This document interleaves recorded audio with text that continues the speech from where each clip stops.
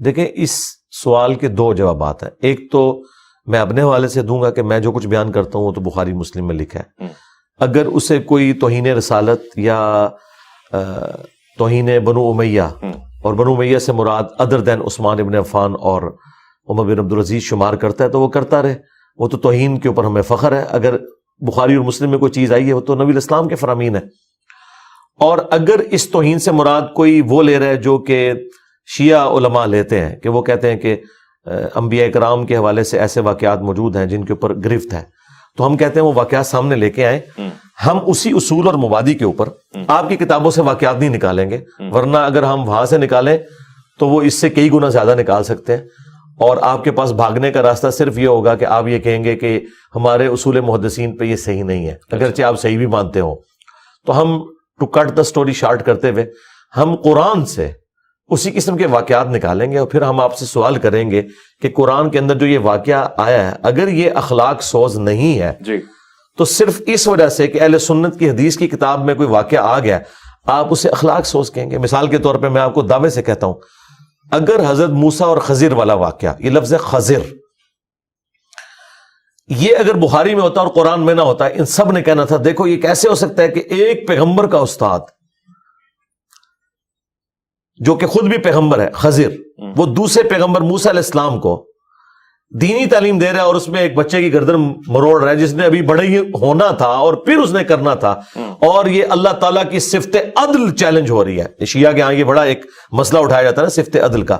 یہ صفت عدل چیلنج نہیں ہو رہی اس کے اندر کہ ایک بچہ جو ابھی بڑا ہی نہیں ہوا اسے پہلے ہی گردن مروڑ دی ہے. دیکھیں اس کے اوپر ایگزیکیوشن تو تب ہونی تھی جب بڑا ہوتا اور ایکٹیویٹی پرفارم کرتا. تو ان سارے واقعات، اس قسم کے جو واقعات ہیں، اس کی تعویل پتہ کیا کریں گے کہ نہیں، اگر وہ بڑا ہوتا تو یہ کرتا. چونکہ اللہ تعالیٰ نے یہ نہیں ہونے دینا تھا تو اللہ تعالیٰ نے اس کے نیک والدین کے پروٹوکول کی وجہ سے اسے نئی اولاد دینی تھی تو اس کے بچے کو بچپن میں مار دیا. اور وہ جو خضر نے وہ جو ڈیوٹی پوری کی وہ اسرائیل کی پوری کی، وہ اللہ کی ڈیسٹنی میں پہلے ہی اس کی عمر اتنی لکھی ہوئی تھی. یہ ساری کی ساری کرالز بنائیں گے، آپ 50 کرالز بھی بنا لیں.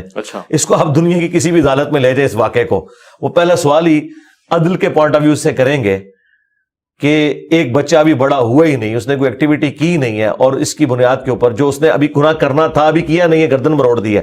اس کا جواب صرف ہم آپ کو دیں گے کہ یہ مسئلہ تقدیر سمجھایا گیا کہ اگر کسی شخص سے بچپن میں اولاد چھین لی گئی ہے تو اسے صبر کرنا چاہیے کہ عین ممکن ہے کہ وہ اولاد بڑی ہو کر اس کے لیے وبال جان بنتی، اسے بھی جہنم تک پہنچا دیتی.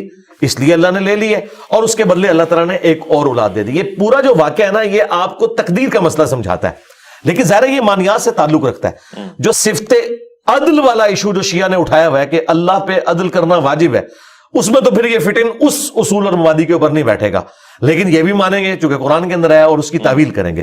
تو اس طرح بخاری اور مسلم میں بھی جو واقعات آتے ہیں ان کی تعویل کی جائے گی.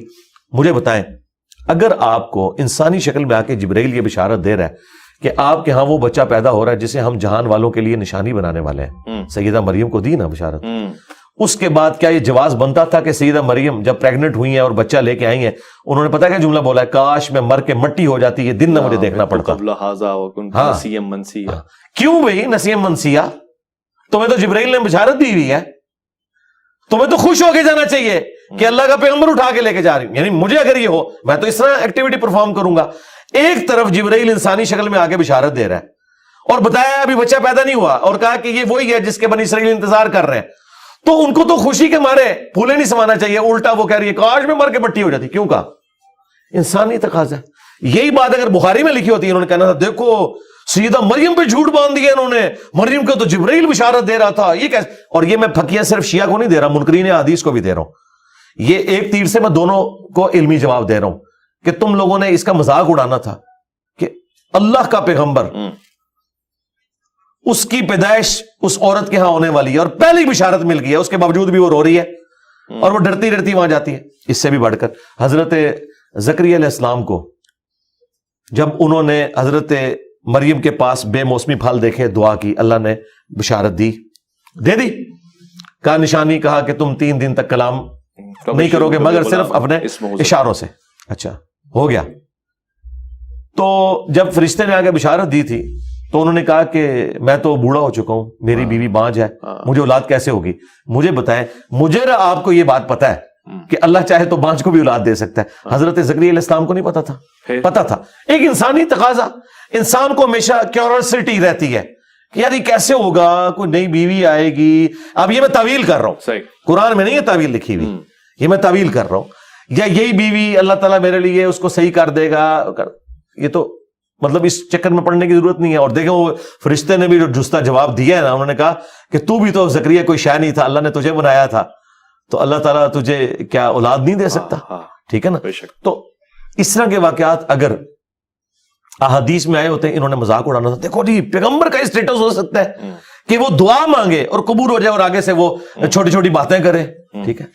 اسی طریقے سے آپ دیکھیں جو 2 کووں کا واقعہ ہے سورۃ المائدہ کے اندر, جب قابیل نے حابیل کو قتل کیا تو اسے اب سمجھ نہیں آ رہی تھی, پہلا قتل تھا کہ اس میں نے لاش کے ساتھ کیا کرنا ہے, تو اللہ تعالیٰ نے قرآن کے الفاظ 2 کوے بھیجے. اور پھر فل ان دی بلینکس ہے, وہ تورات میں پوری تفصیل موجود ہے, لیکن وہ فٹ ان بیٹھ رہی ہے کیونکہ اینڈ پہ وہ جملے بولتا ہے کہ میں تو کوے کی مانند بھی نہ ہو سکا کہ اپنے بھائی کی لاش کو چھپاتا. اس کا مطلب ہے جو تورات میں اور اسرائیلی روایتوں میں آیا کہ وہ جو کوے لڑے ان میں سے کوا مرا, دوسرے نے اس کی قبر چونچ سے کھودی اور اسے دفنایا. اس کے علاوہ کوئی اور چیز فٹ ان نہیں بیٹھتی کہ میں کوے کی مانند بھی نہیں ہو سکا کہ میں اپنے بھائی کی لاش چھپا سکتا. یہ الفاظ تو قرآن میں تھے. اس کا مطلب ہے کہ وہ بات بالکل درست ہے کہ ایسا ہی ہوا ہوگا. اب یہ واقعہ بخاری میں لکھا ہوتا نا تو انہوں نے کہنا تھا جی یہ کوے کہاں پائے جاتے ہیں جی جو اپنے مردوں کو دفناتے ہیں, یہ تو ہے ہی لاجیکل واقعہ ہے. جسے وہ کہتے ہیں جی بخاری میں لکھا ہوا ہے کہ وہ بندروں نے سنسار کیا تھا, تو ہم ان کو کہتے ہیں بھائی جہاں وہ کوے پائے جاتے ہیں نا جس جنگل میں, وہاں پہ یہ والے بندر بھی پائے جاتے ہیں. تو اس طرح کے کئی واقعات ہیں جو میں قرآن سے پیش کر سکتا ہوں. مثلا موسیٰ علیہ السلام, ان کی والدہ کو بشارت دی گئی ہے کہ بچہ پیدا ہوگا, اپنے پانی میں ڈال دینا سب کچھ. قرآن تو کہہ رہا ہے کہ وہ جو بھی بچہ پیدا ہوتا تھا فرعونی قتل کر دیتے تھے. اچھا موسیٰ علیہ السلام کو انہوں نے کیوں نہیں قتل کیا؟ یہ کہیں گے جی پانی میں بہا دیا.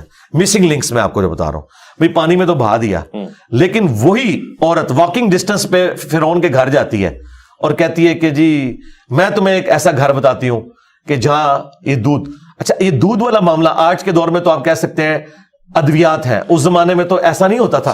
ویسے یہ ماں ام موسیٰ ہیں یا موسیٰ علیہ السلام کی بہن ہے مریم جو وہاں اس فرعون نہیں, وہ تو بہن گئی ہے نا, وہ کہتی ہے میں خبر دیتی ہوں ایسے گھر کی. اچھا اب وہ جو خبر دی اس گھر کی, اس گھر والے سے کہیں فرعون نے نہیں پوچھا کہ بھائی تیرا دودھ کہاں سے اتر آیا, تیرا بچہ کدھر ہے جو پیدا ہوا تھا, وہ کدھر غائب کیا, کہ یہ وہ بچہ تو نہیں. اب یہ سارے مسنگ لنکس ہیں. کس طریقے سے ان کی عقل معاف ہوئی, ان ساری چیزوں کے اوپر ہم فل ان دی بلینکس خود کرتے ہیں کہ اللہ تعالیٰ نے کوئی معجزانہ معاملہ کر دیا ہے کہ ان کی عقل جواب دے گی, اس طرح ان کا دھیان ہی نہیں گیا, لیکن قرآن میں تو نہیں موجود نا. یہ کیوں کرتے ہیں؟ فٹ ان بٹھانے کے لیے. تو اس طرح احادیث کے معاملے میں بھی تعویلات, ہاں جہاں 180 ڈگری آ جائے اسٹیٹمنٹ وہاں تعویل نہ کریں. 180 ڈگری یہ ہے کہ قرآن ایک بات کر رہا ہے, بالکل اس کے اپوزٹ کوئی اور بات ہو رہی ہو, پھر 180 ڈگری ہوگی. اگر قرآن اس بات میں خاموش ہے اور سنت اس کی تفصیل کوئی بیان کرتی ہے, مثلا قرآن میں یہ تفصیل نہیں آئی کہ یہ واقعہ موسیٰ اور خضر کا کیوں ہوا ہے, لیکن بخاری میں موجود ہے کہ حضرت موسیٰ علیہ السلام سے بھرے مجمع میں کسی نے پوچھ لیا تھا کہ اس وقت سب سے بڑا عالم کون ہے, تو انہوں نے کہا کہ میں ہوں. یہ بات تو ٹھیک کی تھی انہوں نے, وقت کا پیغمبر سب سے بڑا عالم ہوتا ہے, لیکن اللہ تعالیٰ ان کی اس حیثیت کے مطابق یہ ایکسپیکٹ کر رہا تھا کہ سب سے پہلے وہ اللہ کا ذکر کریں. دیکھیں نا, آپ میرا تعارف کرواتے ہیں, میں جواب میں پہلا جملہ کیا بولتا ہوں, لا حول ولا قوت الا باللہ, اس کے بعد دروشی پڑھ کے پھر اپنی بات شروع کرتا ہوں. خدا کو شامل کیے بغیر آپ آگے نہیں جا سکتے. ہمارے نبی علیہ السلام سے ایک دفعہ اوور لک ہو گیا, انشاءاللہ کہنا بھول گئے, وہی نہیں آئی. پھر قرآن میں آیا کہ نبی کبھی آپ نے یہ نہیں کہنا میں یہ کام کل کروں گا سورۃ الکہف میں, جب تک انشاءاللہ نہ کہیں. امت کی تعلیم ہوئی. تو اس طرح کے معاملات جو بشری تقاضے ہیں وہ انبیاء کے ساتھ اٹیچ ہیں, یہ ذہن میں رکھیے گا.